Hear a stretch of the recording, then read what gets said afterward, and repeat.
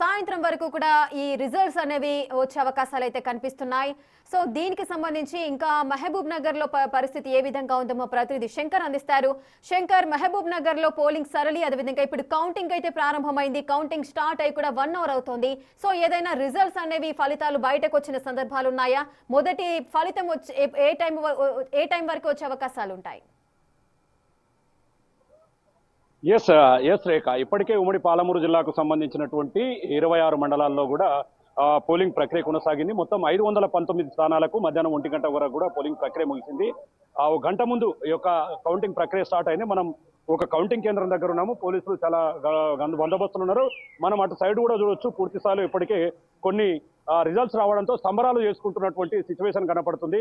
వాళ్ళంతా కూడా అంటే కొంతమంది కాంగ్రెస్ అభ్యర్థులు కావచ్చు, కొంతమంది బీఆర్ఎస్ పార్టీ బలపరిచినటువంటి అభ్యర్థులు కావచ్చు, ఒకటొకటిగా ఇప్పుడిప్పుడే ఇవన్నీ కూడా వస్తున్నాయి. మొత్తంగా గతంలో ఏవైతే మొదటి విడత ఎన్నికల్లో జరిగినటువంటి తప్పిదాలు ఎక్కడా కూడా జరగకుండా చాలా జాగ్రత్తగా ముందుకు వెళ్తున్నటువంటి సిచ్యువేషన్. ముందు వార్డుల వారీగా లెక్కింపులు చేస్తున్నారు.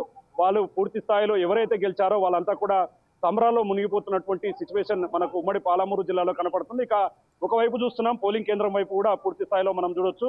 ఇదంతా కూడా పోలింగ్ కేంద్రం దగ్గర, పోలింగ్ కేంద్రానికి 200 మీటర్ల దూరంలో పోలీసులంతా కూడా అందరినీ దూరంగా ఉంచారు. ఎక్కడ కూడా ఎలాంటి ఇబ్బందులు తలెత్తకుండా, ఎలాంటి అవాంఛనీయ సంఘటనలు జరగకుండా దగ్గర నుండి చూస్తున్నటువంటి సిచ్యువేషన్. పోలింగ్ కేంద్రం లోపల మనం ఒకసారి పరిశీలిద్దాం. ఒకసారి లోపల మాత్రం ఓన్లీ ఎవరైతే ఏజెంట్లు ఉండాలో, ఎవరైతే అభ్యర్థులు ఉండాలో వాళ్ళు మాత్రమే లోపల ఉన్నారు. వారికి మాత్రమే లోపలికి అనుమతి ఉంది. వీరు మిగతా వారంతా కూడా మొత్తం కూడా బయటే ఉన్నారు. ఎందుకంటే వార్డుల వారీగా ప్రక్రియను చేపించిన తర్వాత పూర్తి స్థాయిలో ఇదంతా కూడా చివరి వరకు ఫలితాల రాబడి ఉండబోతుంది. కాబట్టి సర్వత్రా ఆసక్తి నెలకొని ఉన్నటువంటి సిచ్యువేషన్ అయితే ఉమ్మడి పాలమూరు జిల్లాలో కనిపిస్తుంది. ఇక 1592 స్థానాలకు గాను మొత్తం 46 ఇప్పటికే ఏకగ్రీవమయ్యాయి. ఆ ఏకగ్రీవమైనటువంటి స్థానాల భర్తీల అంటే ఎవరైతే గెలుస్తారో అభ్యర్థుల కోసం ఎదురు చూస్తున్నటువంటి పరిస్థితి కనిపిస్తుంది. ఒకవైపు బీఆర్ఎస్, ఒకవైపు కాంగ్రెస్ కు సంబంధించినటువంటి అభ్యర్థులంతా కూడా బరిలో ఉన్నారు.